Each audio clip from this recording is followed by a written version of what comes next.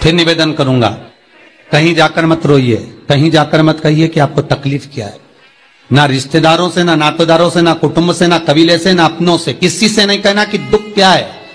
बस इतना करना कि किसी मंदिर में अगर पूजन करने जा रहे हो, आप जिस पाठ को कर रहे हो, जो पाठ आप करते हो, हमें ये भी नहीं कहना कि तुम शंकर का पाठ करो, हम तो ये भी नहीं कहेंगे कि शिव कवच करो, हम ये भी नहीं कहेंगे कि तुम हम बताएं वो वाला पाठ करो। तुम तो जो पाठ करते हो, तुम जो स्मरण करते हो, जो तुम मंत्र जाप करते हो, जो तुम नाम जाप करते हो, तुम्हारी मर्जी, तुम जो जपते हो, बस उस जप के समय पर कटोरी में, गिलास में, तांबे के पात्र में, पंचपात्र में जल हो और उस जल का आचमन, उस जल का सींचन दुकान पर, घर पर रोज करना प्रारंभ कर दो। आधे से ज्यादा तुम्हारी तकलीफ, आधे से ज्यादा तुम्हारा कर्जा, आधे से ज्यादा तुम्हारा दुख तो भगवान यूं ही समाप्त कर दे। यूं ही हम जल कौन सा सींचते हैं भगवान? अपनी दुकान पर पानी कौन सा छोड़ते हैं? अपने घर पर जल कौन सा सींचते हैं? जब मटके में से भरकर लिया है, कुंड में से भरकर लिया है, अपने घर में नल में से भरकर लिया है और वो पानी लाने के बाद में अपन सब दूर छीट दिया। अपन वो वाला पानी कभी नहीं छीटते जो रखा है, जो आराधना के लिए रखा है, साधना के लिए रखा है, जो भगवत स्मरण के लिए रखा है, हमने वो नहीं छीटा। हम तो भर कर लाए और छीट दिए। अरे भाई, बहुत दुख है, बहुत तकलीफ है, बहुत कष्ट है, कहीं मत भटको। जिससे तुम्हारी अच्छी पटे उसका स्मरण कर कर, उसका भजन कर कर, उसका कीर्तन कर कर, उसका नाम जाप कर कर। हम तो ये भी कहते हैं कि तुम जो भजन कर सकते हो, तुम जो स्मरण कर सकते हो, तुम्हारी चित्तवृत्ति में जो अच्छा हो तुम वो करना। हम भी बताएं तो भी मत करना। तुम्हें अच्छा लगे तो करो, नहीं लगे तो तुम जो कर रहे हो बहुत अच्छा करो, तुम उसको जप।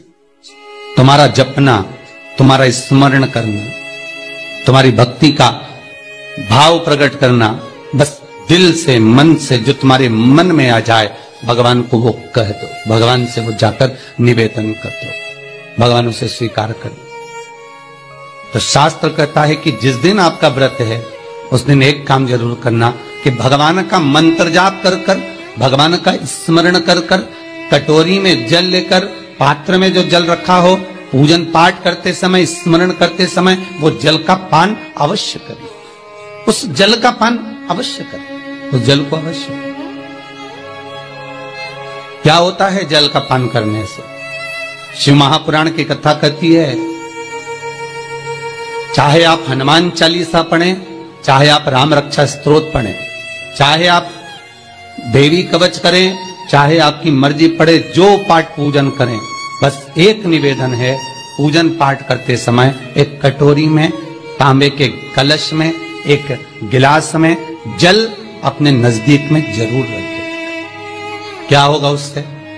आप जितना पाठ करेंगे, आप जितना पूजन कर रहे हैं, आप जितनी आराधना कर रहे हैं, आप जितनी साधना कर रहे हैं, आप जितना तप कर रहे हैं, आप जितना हनुमान चालीसा, दुर्गा चालीसा, राम रक्षा स्तोत्र, यमुना अष्टक, गोवर्धन चालीसा, जो भी आप जप रहे हैं, जो भी आप सर्वोत्तम जी का पाठ करें, आप जिस भी पाठ को कर रहे हैं, उस पाठ को करते समय अगर जल तुम्हारे पास में रखा हुआ है तो तुमने जब पाठ किया तो उसका जो तात्विक अंश है वो जल के अंदर जाएगा और वो जल जब हम ग्रहण करेंगे तो हमारा जीवन आनंदित हो जाए। पहले के संतों को उठाकर देखिए, पहले के साधुओं को उठाकर देखिए, पहले के तपस्वियों को उठाकर देखिए।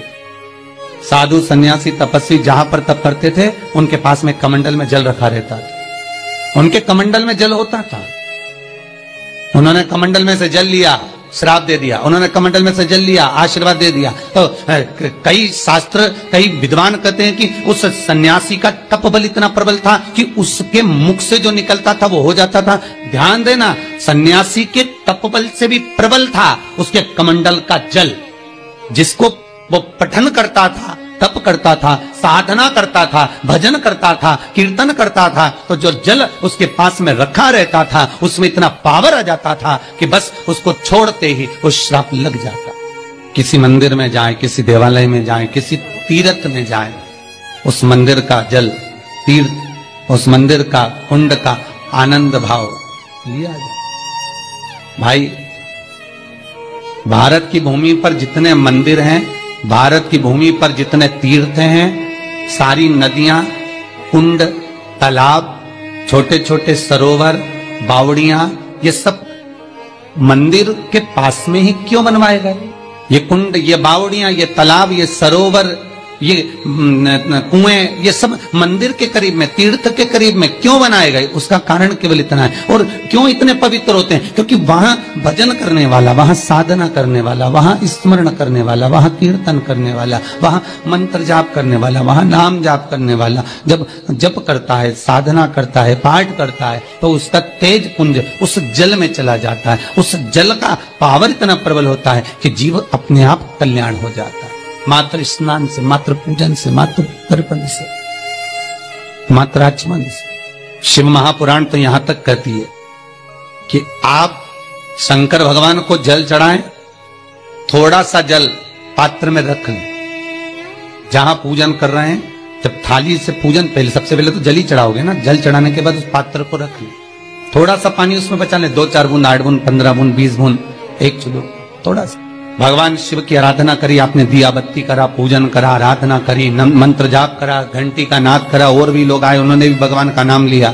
जब घर की ओर प्रवेश करें, पूजन की थाली जब लेकर चलें, तो जो कलश में जल हो उसका आचमन कर लें या अपने ऊपर छीट लें, उससे सुख का अनुभव होता। स्कंद पुराण कहती है मनुष्य के जीवन के दुख को समाप्त करने में जल की परिभाषा प्रबल है।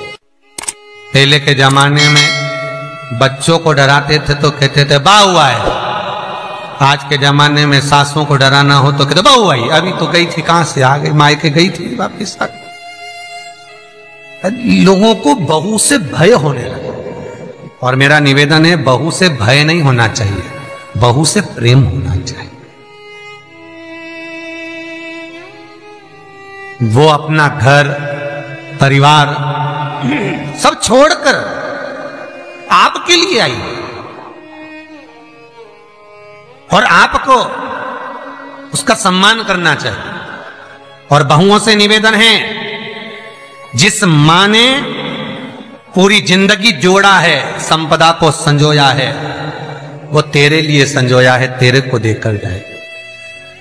दुख ना मना, जीवन को सुखमय आनंदमय। परिवार में प्रेम होना चाहिए, लक्ष्मी अपने आप खिंच कर आती है। जिस परिवार में प्रेम नहीं होता, क्लेश बाड़ा मचता है, अपनी अपनी सब सोचते हैं, वहां लक्ष्मी नहीं आती है।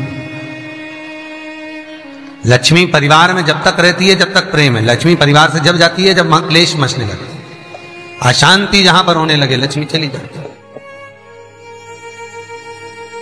और फिर निवेदन करूंगा, कार वाली बहू मत लाओ, संस्कार वाली बहू लाओ।